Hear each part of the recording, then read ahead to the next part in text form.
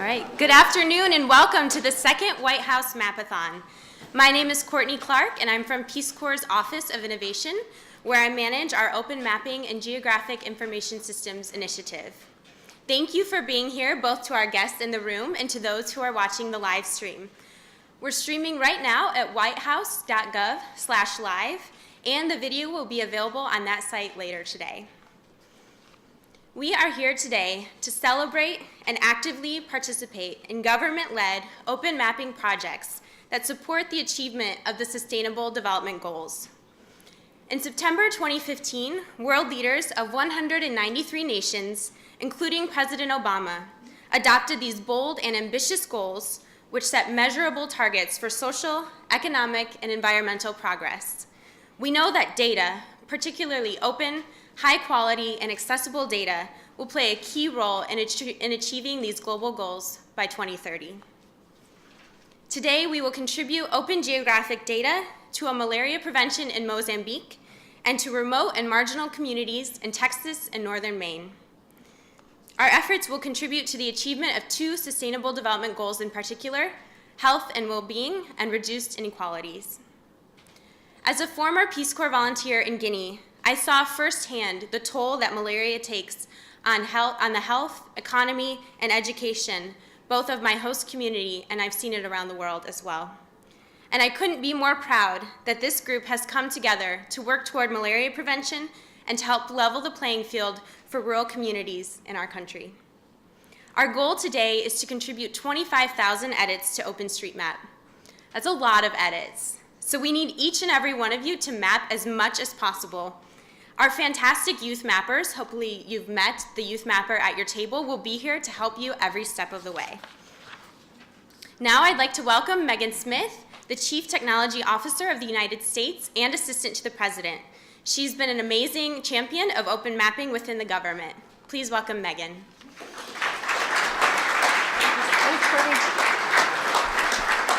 Thanks, Courtney. It's awesome. Where are the youth mappers? Can you guys like stand up or wave around? Yay! Cool. So we welcome you into the world of mapping. So it's incredible to be with you guys. So this is our second annual White House Mapathon. We have great teammates. Our Peace Corps teammates are here. Lots of folks from state are teaming up with us. USAID. So we've got the U.S. Geological Survey and Department of Interior and Ag, and lots of folks have come together to make this happen. And of course, our National Security Council folks. Mary Beth Goodman is on a plane back, otherwise she would be here. But both Courtney and also Benson, thank you for collaboration and all the setup, and everybody else who's helped. So let's see, there's a picture. These guys grabbed some data, so I like numbers, so I've got some numbers. This is last year, so we are definitely going to blow this out of the water, right? So we've got, there were 80 mappers, and the focus was on the electric grid, and also MapGive, and some of the sort of crisis response and disaster response things we can do in development. And also with the upcoming 100-year anniversary of the national parks, there was a focus on every kid in the park. And so we're in the middle of that, and that's helped. So a lot of great work happened. It's amazing this year because we're joined, and you think sort of globally, I'm going to talk a little bit about the Open Government Partnership, but we are on live stream, and so we know already that we're formally joined by Kenya, Germany, and Nepal. So hello, people. And then also in the States, we have Florida, Kansas, West Virginia, New York, South Carolina, Texas that we already know about. So that is awesome, and we welcome them. We know that you guys, as Courtney said, are going to be working on malaria prevention and also Missing America. So all the things, which will actually include some of the national parks, but very much around rural and remote areas that are missing knowledge about resources that are there, which is going to be great. So we encourage everybody who's out on live stream, as well as you in the room, especially our diaspora who are from those places who really know them well. Let's get busy on that.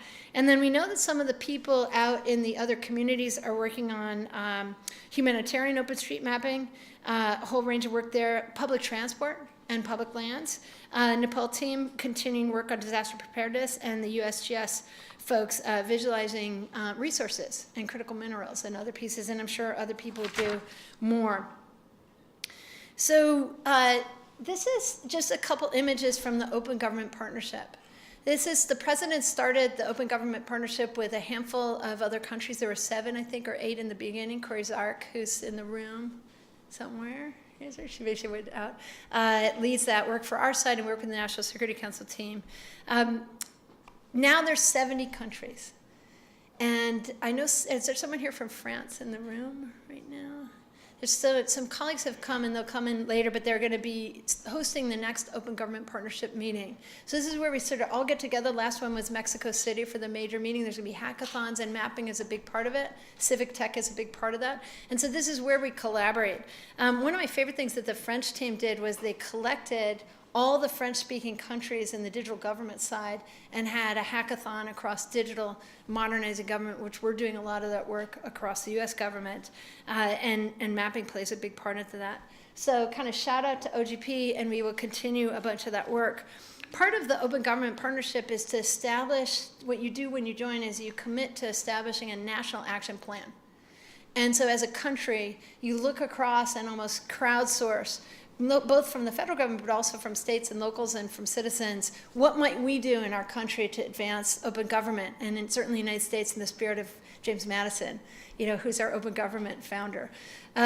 So we try to reach out. And so we are on the 3rd National Action Plan. And part of the work in the 3rd National Action Plan included a bunch of commitments about mapping. And so this day is sort of in that spirit. And other countries are doing the same kind of thing. Today, part of our theme and part of that is a little bit about the Sustainable Development Goals. How many people in here know what this is? Yes, no, so many people. So for some of those who don't, sometimes they're under hashtag global goals. It's the United Nations organizing us, both the countries as well as civil society, sort of business, everybody coming together over the last couple of years to set a 15-year set of goals.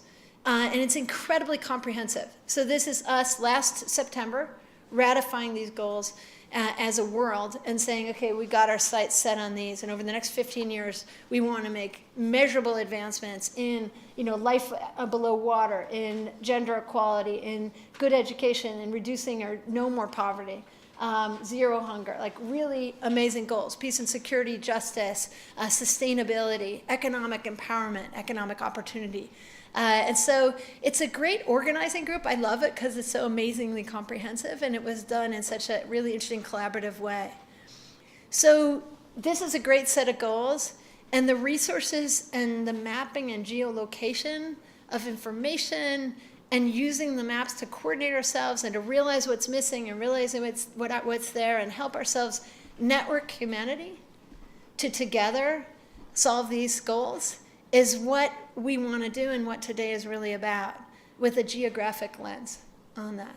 And so whatever it is that you are passionate about solving in the world, there's probably a way to use mapping and geolocation to do something about it in some form. And the creativity of everybody is what it's going to take. The President's Chief of Staff, Dennis McDonough, often says, we see different parts of the elephant. And so it's in the collaboration at these tables of all the different pieces that you will bring, and maybe whispering from other tables and cross-sharing. It's in the network that the answers live. So it's wonderful to see everybody together in the network effect. So I love history, and so I know he's going to kill me, but Lee Schwartz is here, and he doesn't love being called GOTUS, but I will notice that the geographer of the United States is in the house. And I will notice also the great history we have, because POTUS won, President Washington, the surveyor, is GOTUS one. And so it's really important to notice how much impact this has always had for all of us, in the work that they did at the time. And also just met a wonderful colleague from Philadelphia Where are you? I don't know if you're still in here. There she is. So she was saying, I studied music and then I came to tech. I think people, I want you in the room to feel really confident about what you know, your skill mix. We just had Susan Kerr in the White House. She had designed all the graphics that you saw in the original Macintosh, that Chicago font, all of that. She came from the art world and dove straight into tech. And so she always brings this word that, I was doing this art. I got pulled in with Steve Jobs, the core team. We built this amazing thing together. It's in the combination of your skill mix mixed with everybody else that we can really get amazing things done.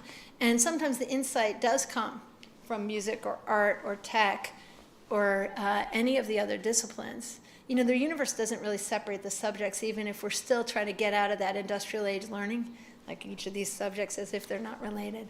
And so I'm encouraging you guys to go for it today. We love having you in the house, and have a great time, and let's see if we can blow those records out of the water. Thank you.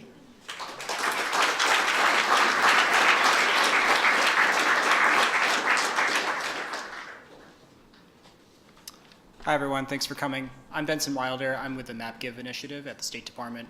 And it's been really thrilling since last year's Mapathon and for the year before that and over the past year to work with a number of partners in the U.S. government since we're all part of this broader community contributing to open data around the world. And the partnerships we build include those within our own building at the State Department. So I think it's fitting, since Sustainable Development Goal 4 is quality education for all, that we have our Assistant Secretary for Educational and Cultural Affairs, Evan Ryan, talk to us today. We've been working with the ECA Bureau quite a bit between ourselves at State, our colleagues at Peace Corps and USAID, since what ECA does promoting shared understanding through exchange and education, just an extension of that, a lot of what we're doing with mapping is promoting shared understanding through the process of mapping and confronting our global challenges together and understanding them together. Evan assumed her position as Assistant Secretary in 2013, and she oversees a wide range of academic, cultural, private sector, professional, youth, and sports exchange programs to increase mutual understanding between the people of the United States and people of other countries to promote peaceful relations. ECA exchange programs engage youth, students, educators, artists, athletes, and emerging leaders in more than 160 countries and in the United States. Assistant Secretary, thank you.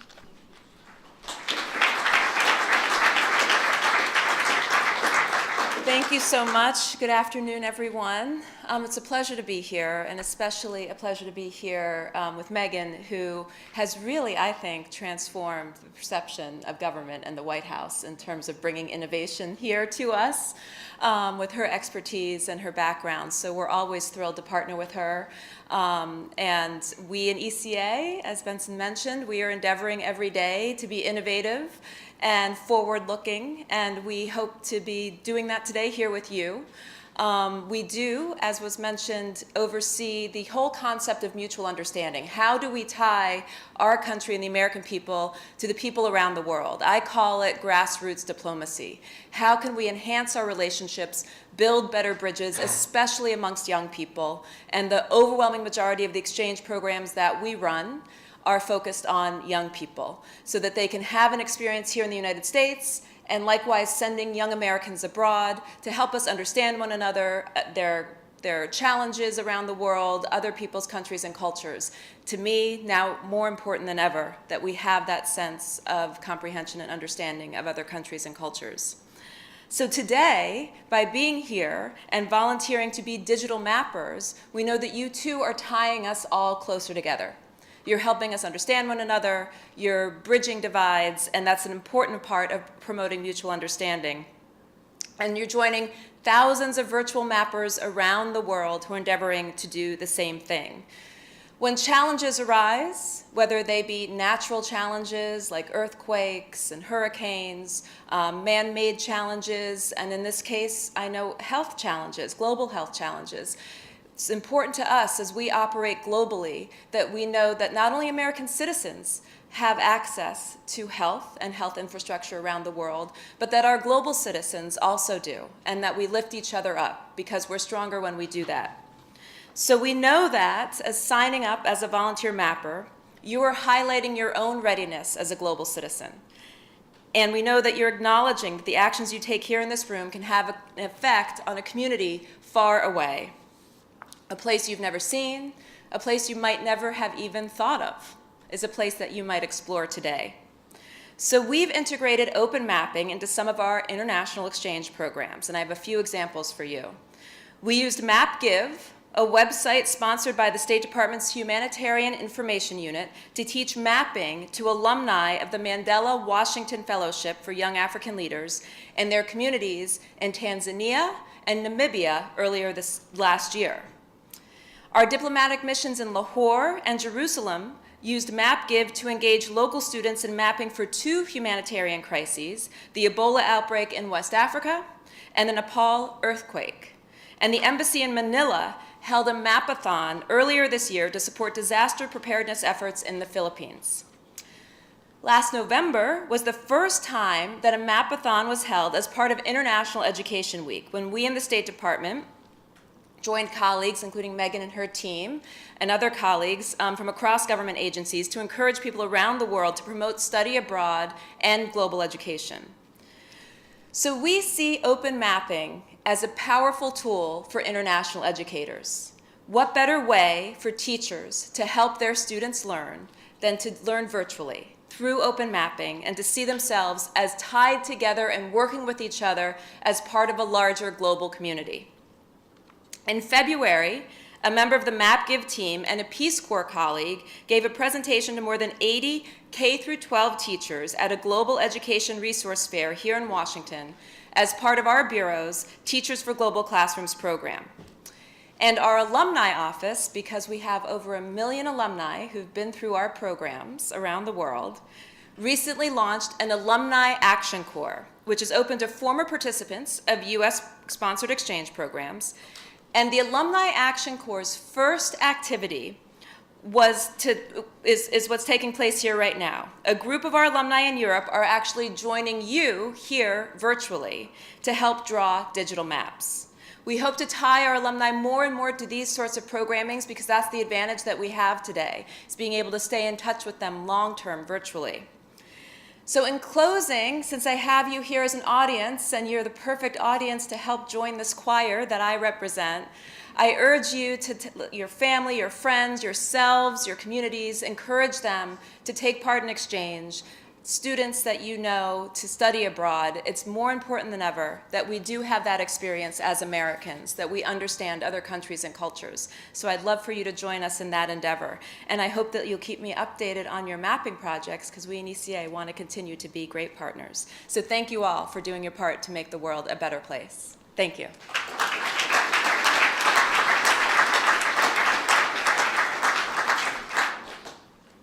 Thank you so much. Next, I'd like to introduce Gail McGovern, who joined the American Red Cross as president and CEO in 2008 and has taken a strong leadership role at the nation's leading emergency response and blood services organization. During her tenure, McGovern has overseen the American Red Cross response to multiple high-profile disasters across the country and around the world, including the Haiti earthquake in 2010, the Japan earthquake and tsunami in 2011, Hurricane Sandy in 2012, as well as the multitude of tornadoes, hurricanes, floods, wildfires, home fires, and other local disasters that affect our country each year. Welcome, Gail.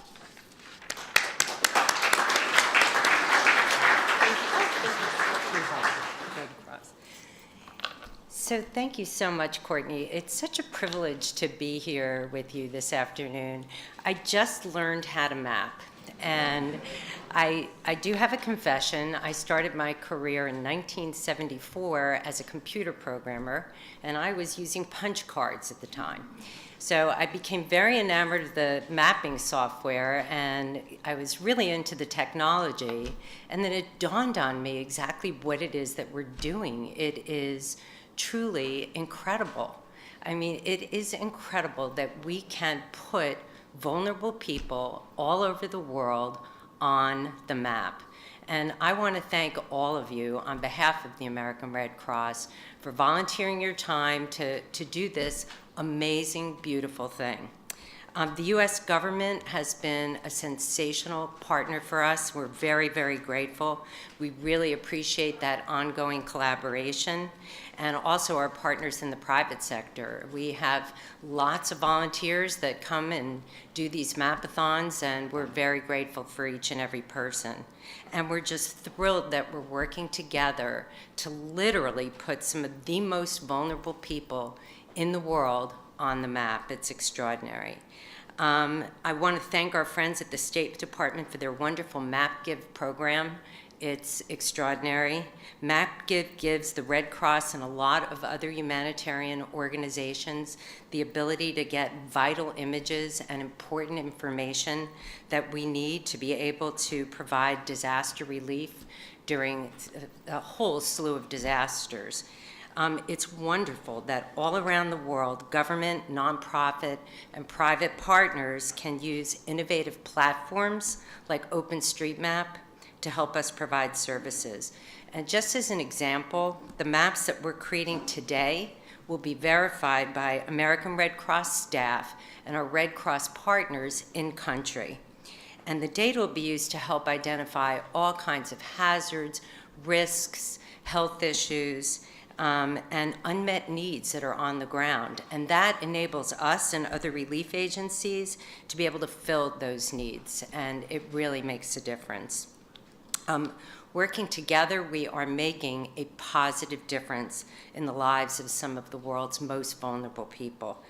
Through our Missing Maps program at the Red Cross, we've held over 300 Mapathons. They're great fun. And they're like this one today. They're taking place all over the world. In fact, over 10,000 Red Cross volunteers have worked on Mapathons. And what I love about the program is you can volunteer in your jammies at home. You can do maps and really be making a difference. So it's virtual volunteerism at its finest. Those volunteers from around the world made 23 million additions to maps. They identified 3 million buildings and put an additional 17 million vulnerable people on the map. And I personally saw the results of our mapping in action right after the horrible earthquake in Nepal a little over a year ago. And there are far-flung areas in Nepal that were off the grid before the earthquake, and people just didn't know where they were and how to give them help and aid. So we saw these maps all over the walls in the Nepal Red Cross, and my counterpart there said, "You helped us find places that were really hard for us to visualize." He said, "But you also actually helped identify roads in Kathmandu, which is a thriving city." He said, "They weren't on our maps. So you have really helped us find roads and buildings and places where we didn't even know that they exist." So again, I want to thank everyone in the room for our wonderful partners that are here today. I am deeply grateful for the meaningful work that we are able to accomplish together through this program. I know I speak for everyone at the American Red Cross when I say that we are truly honored to be part of this initiative. We look forward to continuing to collaborate with all of you in this important effort, and we are committed to the goal of mapping the world. And I believe that we can achieve this lofty objective as long as we continue to work together. Thank you very much.